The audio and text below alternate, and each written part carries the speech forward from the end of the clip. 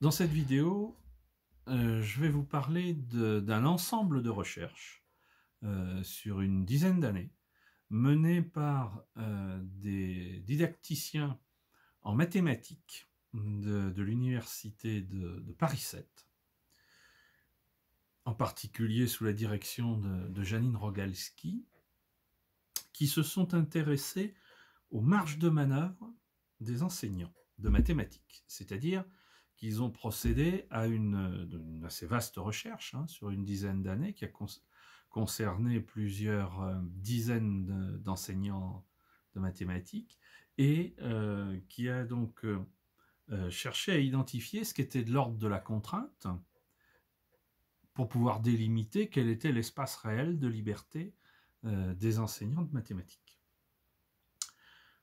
Ils sont partis d'une hypothèse de travail qui est, vous allez le voir, assez commune à ce que j'ai présenté dans les deux vidéos précédentes, c'est-à-dire qu'il existe des déterminants dans les pratiques pédagogiques et didactiques des enseignants. Il y a des déterminants qui sont d'ordre institutionnel, l'exemple classique étant celui des programmes. Il y a des déterminants qui sont des déterminants sociaux, c'est-à-dire que le fait de travailler dans un établissement oblige à respecter un certain nombre d'habitudes qui sont liées à cet établissement. Le fait également d'exercer une profession oblige à se comporter d'une certaine manière.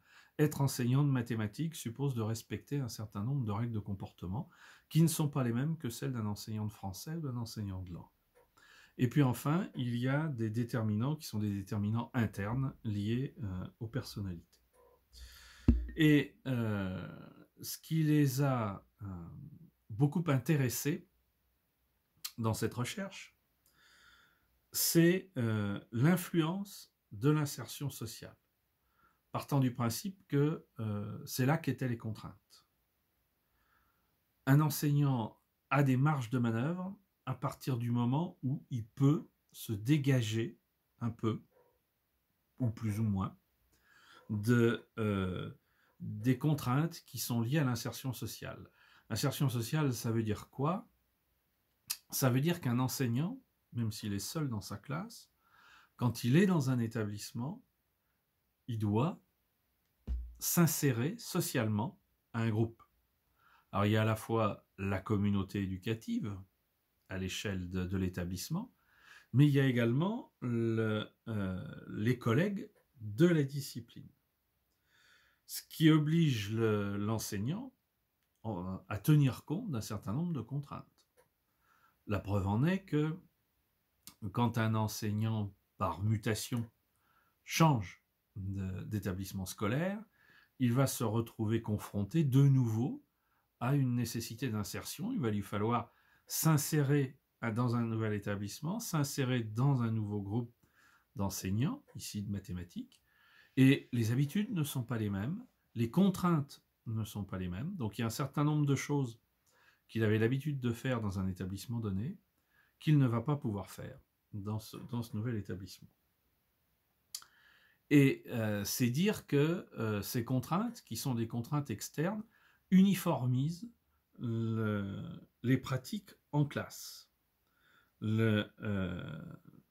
Alors, il y a des choses qui ne dépendent pas de l'établissement, bien sûr, les programmes, mais il existe dans le fonctionnement des établissements scolaires un certain nombre de choses qui vont contribuer à uniformiser les pratiques.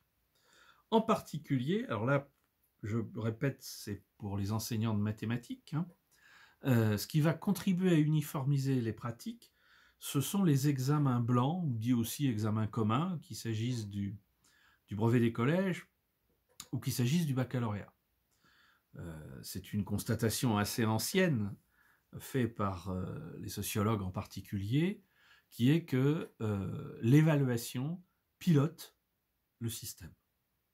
Et les examens en particulier pilotent le système, c'est-à-dire contraignent à des pratiques pour évidemment assurer la réussite des élèves aux examens. À tel point que si l'on change la nature de telle ou telle épreuve à l'examen, il y a une répercussion immédiate et à très court terme sur les pratiques pédagogiques et pas seulement dans les classes d'examen, y compris dans les classes des années antérieures. Donc, les examens blancs communs contribuent à uniformiser les pratiques au sein de l'établissement. Autre chose qui uniformise les pratiques, ce sont les échéances fixées par les conseils de classe et les vacances. Il y a un rythme, il y a un calendrier dans les évaluations. Évidemment, ici, je fais référence aux évaluations sommatives, hein, pour fournir des moyennes, et il y a des habitudes chez les enseignants de mathématiques en fonction des établissements scolaires, en termes de nombre, par exemple, d'évaluations sommatives.